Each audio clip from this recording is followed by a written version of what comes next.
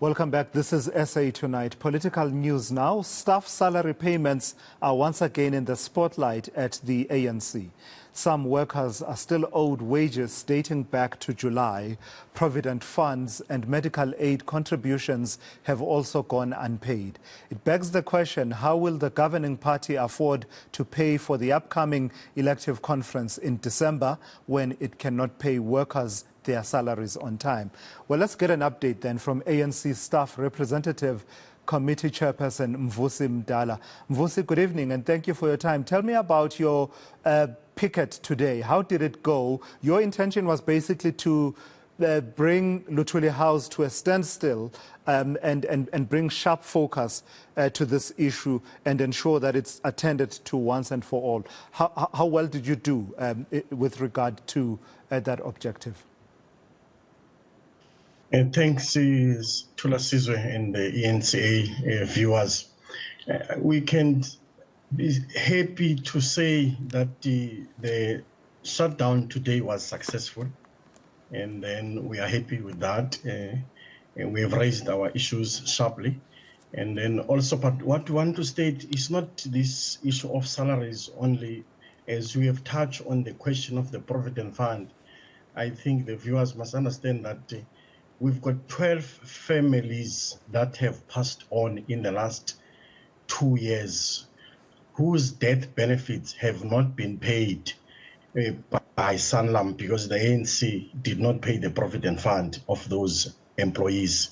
And then now the ANC owes those families that money. And then they have been promising to do that continuously without doing anything. And those families, they are suffering because of that.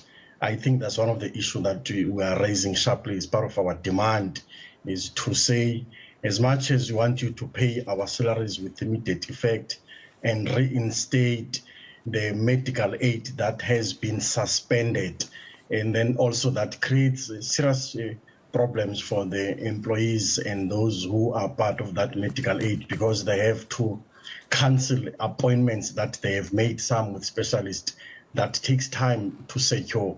And then those are part of our demands that we are raising and we've raised sharply. And also today we have met as a staff and agreed that we will continue with the slow down, working from 8:30 to 4:30.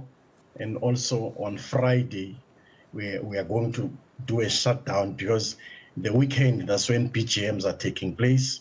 And therefore, we can see the leadership, their focus is on national conference more than anything else, whereas they have failed in their responsibilities, but they want to be re-elected in the conference to disrupt those BGMs of this weekend and not work also on Saturday and Sunday and Monday.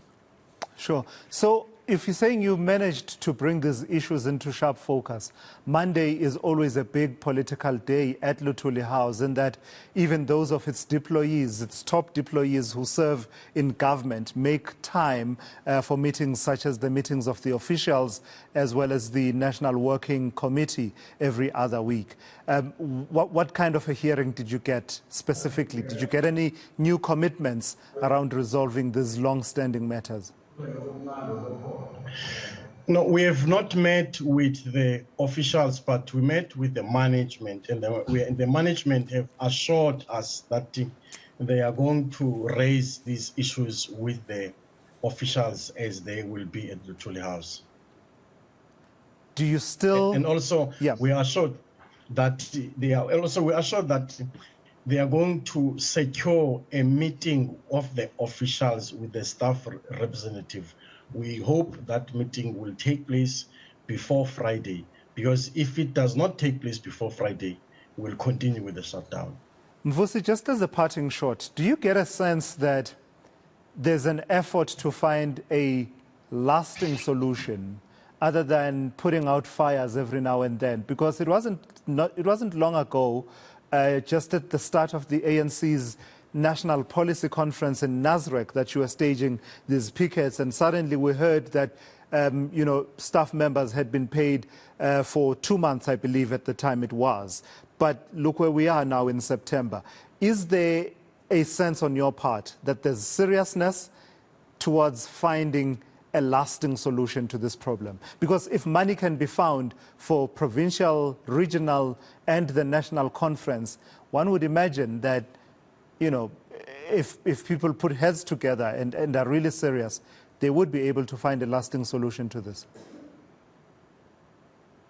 In our view, the sense that we are having, we are more than convinced that the current leadership of the ANC does not care about the welfare of staff, and they lack political will to raise the money to ensure that staff issues are being attended. As you have correctly pointed out, I think now they are busy raising money for the conference in December. Also, not only raising money for the conference in December, some of them are raising money to campaign and buy votes wherever across the country to ensure that they are elected or re-elected to the National Executive Committee at the expense of the staff. That's why we are convinced that the current leadership has no political will to ensure there's a lasting solutions on the staff matters. Yeah. Yeah, actually, you make the point quite appropriately, because we know that sometimes these monies that are raised towards conference can run into the hundreds of millions of rand. All right, thank you for that. Mvusi Mdala is the ANC Staff Representative Committee chairperson, talking about the situation there at Luthuli House and at other centers of the ANC across the country. The problem of workers' salaries and provident fund contributions continues to plague the governing party.